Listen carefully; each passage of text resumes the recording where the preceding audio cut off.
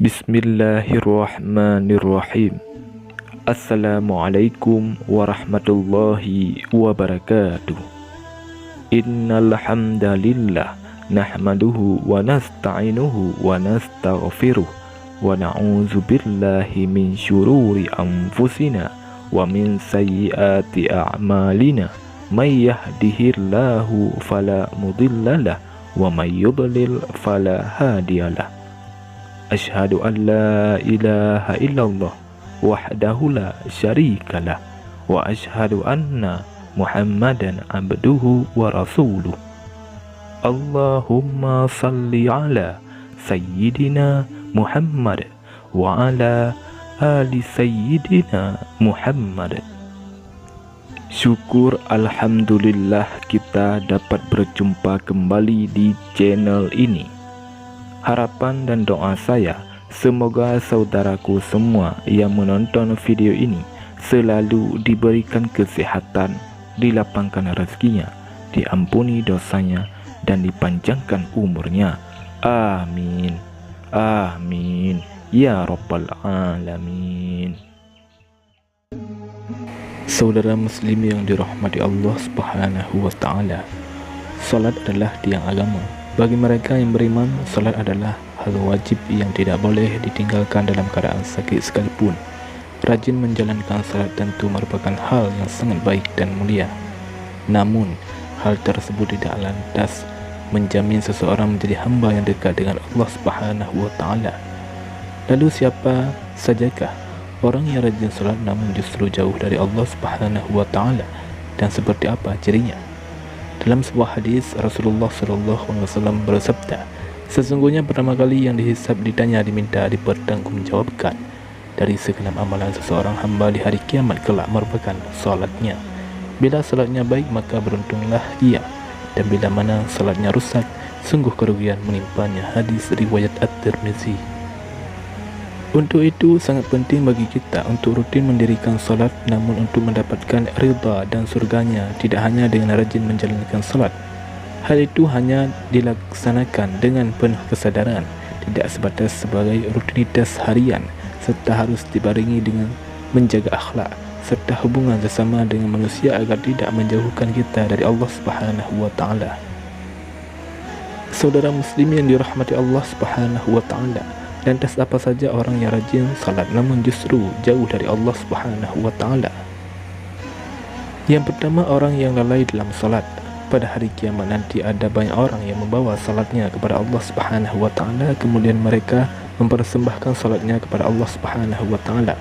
Lalu salatnya dilipat-lipat seperti lipatan pakaian yang kumal, kemudian dibantingkan ke wajah mereka. Allah tidak menerima salatnya, bahkan ada yang celaka dengan salatnya, seperti yang disebutkan di dalam firman Allah Subhanahu wa Ta'ala, maka celakalah bagi orang-orang yang salat, yaitu orang-orang yang melalaikan salatnya. Quran surah Al-Maun ayat 4-5. Rasulullah SAW pernah bersabda, akan datang pada manusia umat Muhammad suatu zaman banyak orang yang merasakan dirinya salat padahal mereka sebenarnya tidak salat. Hadis riwayat Ahmad. Perintah salat adalah untuk mengingat Allah Subhanahu wa Ta'ala. Dikatakan dalam surah An-Nisa ayat 43, sehingga kamu mengetahui akan apa yang kamu ucapkan. Oleh karena itu, dalam mengerjakan salat tidak boleh lalai. Yang dimaksud lalai adalah tidak mengetahui maksud apa yang dibaca dan apa yang dikerjakan. Apabila kurang memperhatikan syarat rukun dan ketentuan-ketentuan salat lainnya, maka yang diperoleh hanyalah payah dan letih. Rasulullah SAW bersabda, berapa banyak orang yang salat, keuntungan yang diperoleh hanyalah payah dan letih. Hadis riwayat Ibnu Majah. Jadi, meskipun dirinya merasa salat, tapi hakikatnya tidak salat, dan ia tidak akan mendapatkan hikmah Allah Subhanahu wa Ta'ala. Salat pun tidak menambah dekat dengan Allah, tapi justru sebaliknya. Rasulullah menegaskan, barang siapa yang salatnya tidak dapat mencegah perbuatan keji dan mungkar, maka tiada bertambah baginya kecuali semakin jauh dari Allah. Hadis riwayat Ali ibnu Ma'bad. Yang kedua, orang yang suka mengunjing orang lain. Allah Subhanahu wa Ta'ala berfirman, apakah yang memasukkan anda ke dalam sakar neraka? Mereka menjawab, kami dahulu tidak termasuk orang-orang yang mengerjakan salat, dan kita tidak pula memberi makan orang miskin, dan merupakan kita membicarakan yang batil bersama dengan orang-orang yang membicarakannya, dan merupakan kita mendustakan hari pembalasan hingga datang kepada kita kematian, maka tidak bertujuan lagi bagi mereka syafaat dari orang-orang yang membagikan syafaat.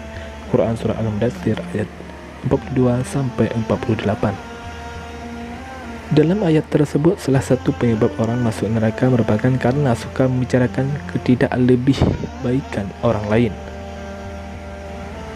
Orang yang mendirikan salat namun suka membicarakan kejelekan orang lain, maka ia akan ditempatkan di dalam neraka sekar.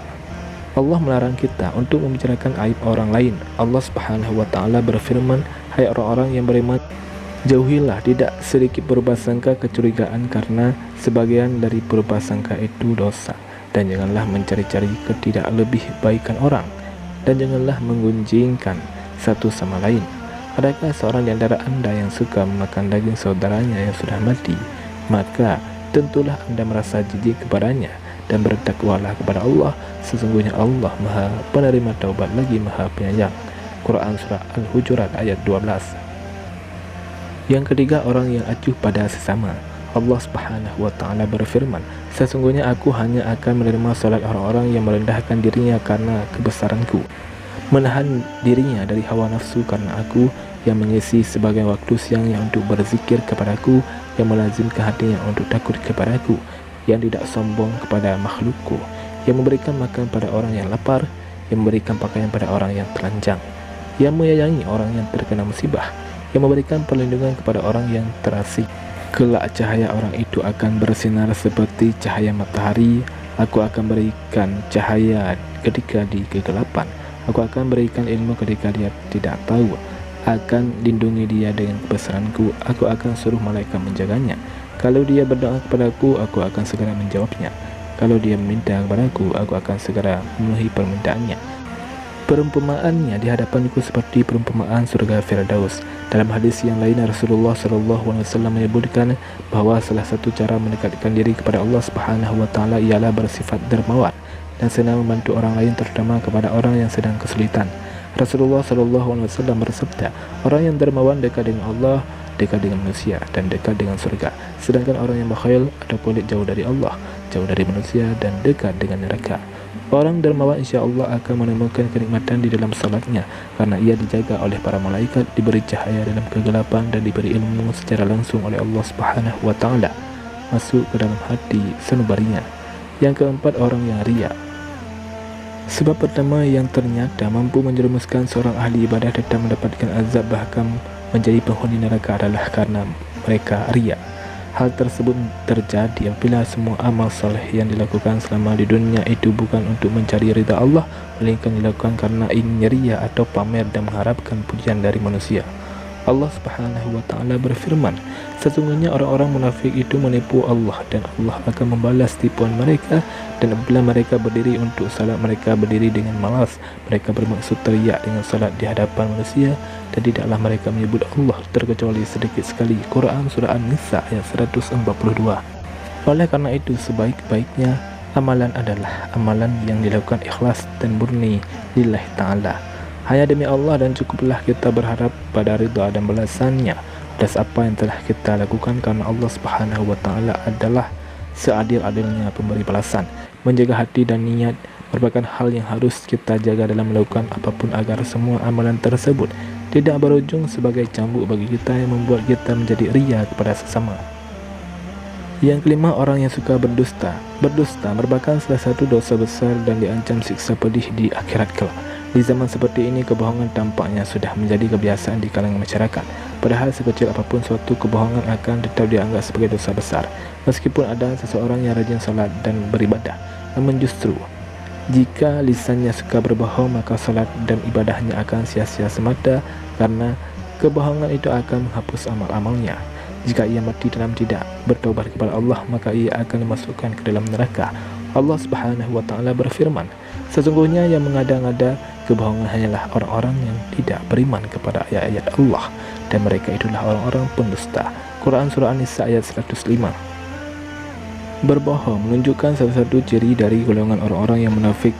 Untuk itulah mengapa kita sebagian umat Islam wajib menjauhi yang namanya tindakan dusta, karena itu dapat menyengsarakan kita baik di dunia maupun di akhirat.